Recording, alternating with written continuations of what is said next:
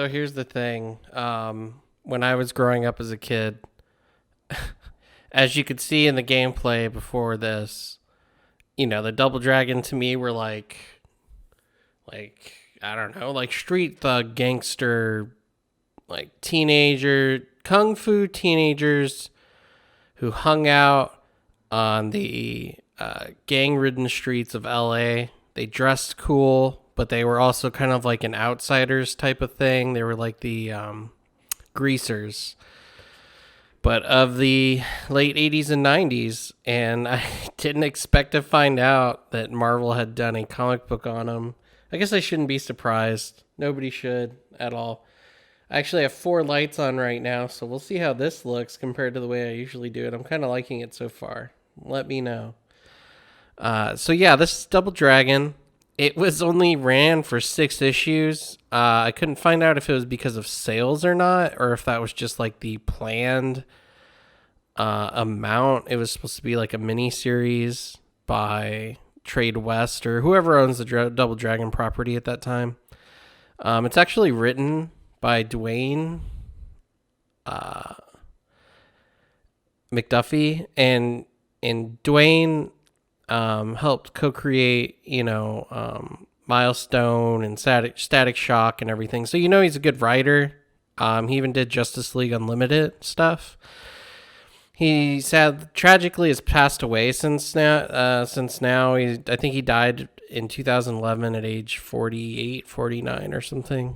But this is issue number 1, drawn by Tom Rainey, who did Infinity War. I'm not familiar with his work, sad to say. So girl here is getting sand on her in an hourglass. The future, because this is supposed to be technically like a new age, like LA. So it's very like cyberpunk in that way, I guess. And one of the things is that this is kind of like taking the place. If you've ever seen the Double Dragon movie of the 90s, she's taking the place of the Asian lady in the movie, who they're both kind of like, falling for. It's very April O'Neil, very TMNT, very reminiscent of that. Nothing new. These are apparently all the gang lords as well. I don't remember any of these people. I don't remember her. I remember they both had girlfriends, I thought, in the video game. But I guess they were going after one chick. Anyway. It's basically saying that the Double Dragon are the only thing stopping the gangs from taking over at night. And the actual group is called Nightfall. Which is funny for the 90s because there was a Batman comic famously out at that point. But she gets kidnapped by this speedster type guy. And he has a cool name. What's his name? Super Luminal. And I don't remember him from the cartoon or anything either, which is, I'm more familiar with the cartoon and the video games most of all. But Super Luminal, he's a speedster. He lets these kids get away when he sees, he lets them see that he's kidnapping her because he knows it'll draw the Double Dragon to him. And this is so 90s. I mean, good God, the kid on his shirt right here, it literally says rad. And it's hard to make out because even in this comic book, it has not aged well. Whoever I bought this copy off of, it looks like shit. But trust me when I say on the back of his shirt right there, it says rad. And clearly one of them's the jokester. One of them's the more inquisitive one. Bimmy and Jimmy. Excuse me, Billy and Jimmy. And they're practicing. Their sensei says, and this is kind of like the moral of the actual book, is that they can only get through things together as a team. They can't do it on their own. If they try it, like one tries to be a show off or some shit, then The power of the dragon will leave them. It could kill them, even potentially. He says over here, you could be destroyed. And apparently they derive their power from this dragon statue that they just keep in the back room, of course. He actually, the way he's drawn, I'm questioning if Tom Rainey had drawn any Robin at all or anything, because he looks like a Tim Drake of the 90s. And he almost looks like a Bruce Wayne of the 90s as well. Just dye his hair black. It all feels very familiar in the decade. But they get their powers. That's a funny ad too, given what we know that they share a game later. But they get their powers and put on these ridiculously stupid ass looking suits. I mean, this is like Daredevil needs armor levels of dumbassery. I hate this. Like, even in the video games, I mean, they're just punks, right? They're just wearing like shitty clothing, like Goodwill stuff. Not to poke at any Goodwill people. I'm a Goodwill person, but I hate the design of this mostly because it has nothing to do with ninja in my mind, and I think that they should have went back to what actually made these characters likable and relatable was that they were just wearing regular street clothes. But I guess you have to look super heroic and set them apart. So anyway, he's like, it is the destiny together. You are Double Dragon. And of course they have bikes. McDuffie's writing here for what he had to work with, given the property, isn't that bad. They make a couple jokes as they go to the scene of the crime. They kick ass. I'm trying to read it here. He just jumps off his bike and he's like, "Hey, where are you?" And he's like, "I'm securing my vehicle." Securing your vehicle? I knew I forgot to do something. It seems to have worked out for the best. It's really, really goofy. But they run into this guy who I'm going to guess was always the villain of Double Dragon. The Daredevil, which good luck pronouncing that, kids who are reading this in the 90s. This came out in 92, so I was 5 years old. There was no way I was going to get that right. Elgamane.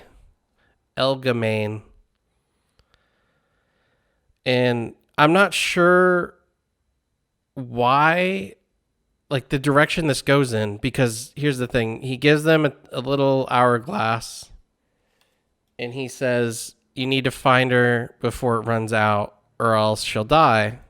And I'm going to direct you to where she is, and you're going to have to go accomplish this mission.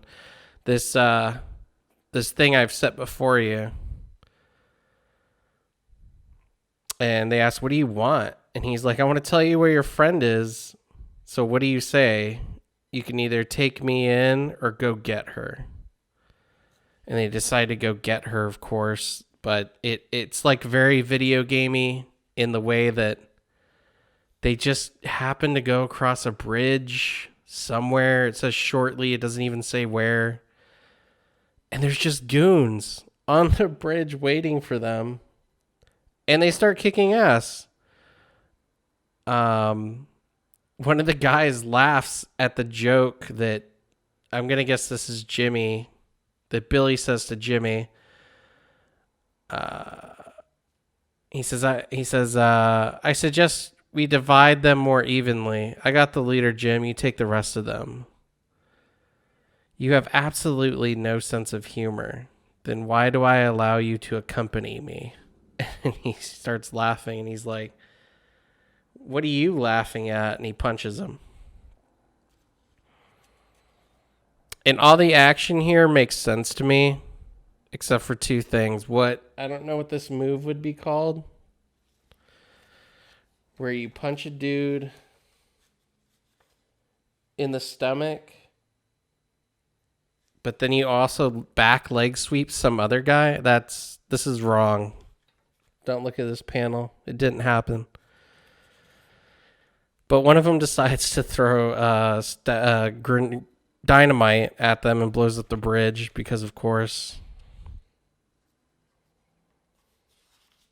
And they fall.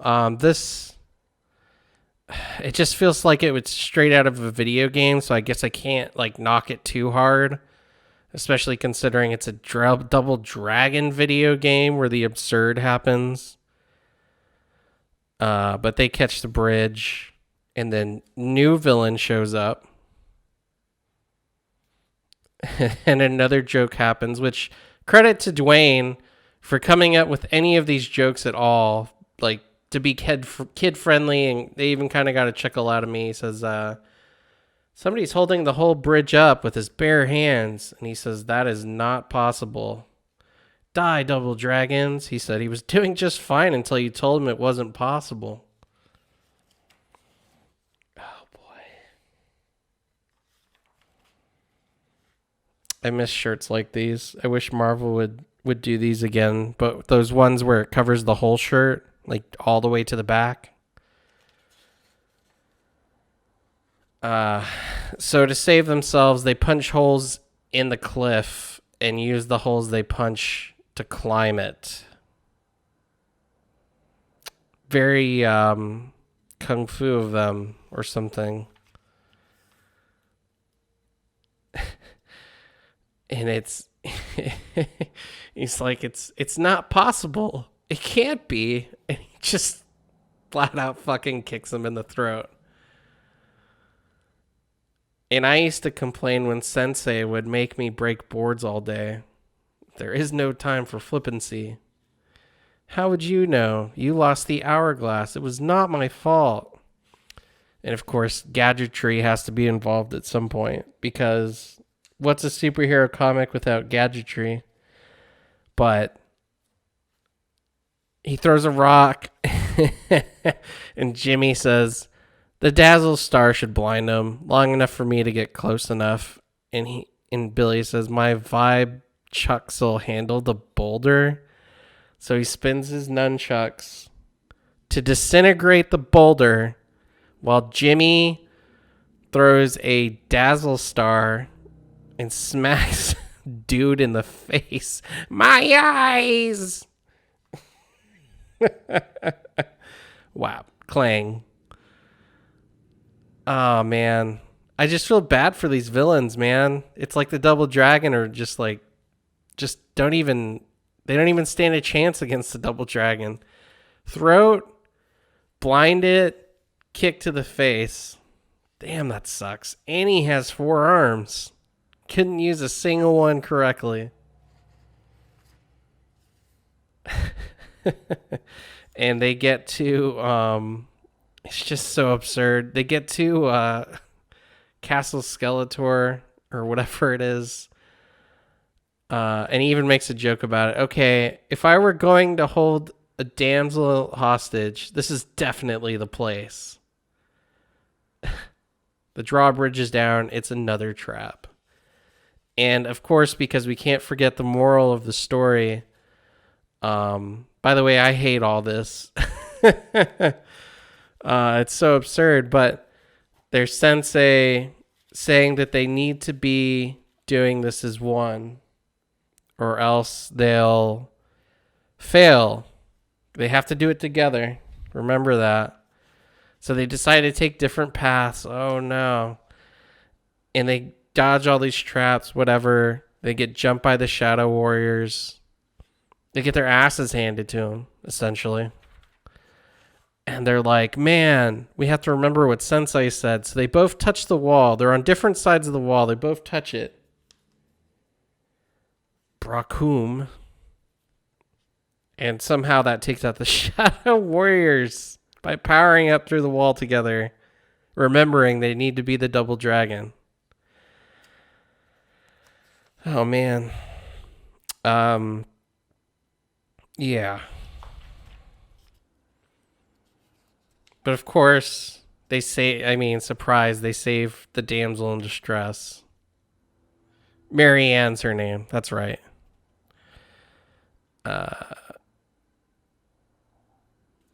And then with the power of the dragon added to his own nightfall, be unstoppable because they learned that what he did was he was trying to draw them away from their dragon statue that gives them their power, so that he could go steal it and have the power for his own. So I guess it's kind of like the movie in a way. Koka Shuko, I think, is the name of the villain in the movie. It's the 90s. Double Jeopardy next issue. So what do I have to say about this? I mean, really, what do I have to say? Laser invasion. When lasers invade, hit them high. For all its faults, Dwayne did a decent job. He put a couple chuckles in there. Enter the Double Dragon. The art's not bad at all. It kind of reminds me of your everyday 90s art. Like I said, Tim Drake, Bruce Wayne right here. Shit, that could be Alfred. And for what they have to work with, the absurdity of the Double Dragon, it's not that bad a comic book. But would I buy the other 6 issues to continue reading this? Probably not. Not unless I was a total mark for Double Dragon. Then sure, why not? But no, these are the type of comics that, I feel like they hurt the industry almost when like a game or a movie is trying to be adapted into a comic book. The comic book should be its own thing. Just like if a comic book was adapted to a movie, vice versa, it should be its own thing. It shouldn't be trying to copy whatever came before it. So get rid of the armor, get rid of the absurd locations, put him back on the mean streets of LA, and you'd have a cool ass Double Dragon comic book. But yeah, I couldn't recommend this to anyone. I think it's worth a read just to see what it's about, But yeah, that's it. Thanks everyone for watching, and don't forget to like, share, subscribe, all the things. Plenty more coming with absurdity of video games and comic books and horror stuff, of course. So I'll catch everyone later. Bye.